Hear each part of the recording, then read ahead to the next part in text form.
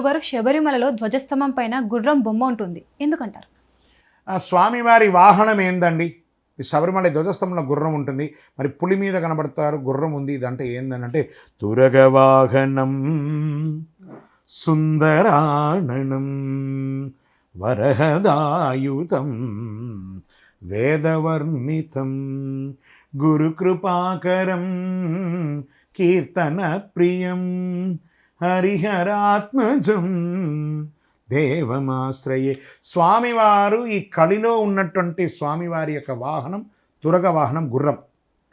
దేవకాలంలో ఉన్నటువంటి వారి యొక్క తల్లి పులిపాల కోసం వచ్చినటువంటి దేవేంద్రుడు వారి యొక్క సంతతి అంతా కూడాను ఆ పులిగా మారి వచ్చారు.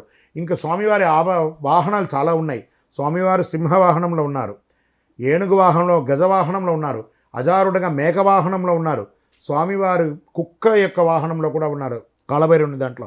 అలా చాలా అవతారాల్లో చాలా రకమైనటువంటి వాహనాలు ఉన్నాయి. కాబట్టి ఈ కలిలో ఉన్నటువంటి వాహనం గుర్రం కాబట్టి ఆ ధ్వజస్తంభం పైన తెల్లని గుర్రం స్వామివారి యొక్క వాహనంగా ఉంది. దాన్ని విశ్వశాస్తాగా చెప్తారు. శరణమయ్యప్ప.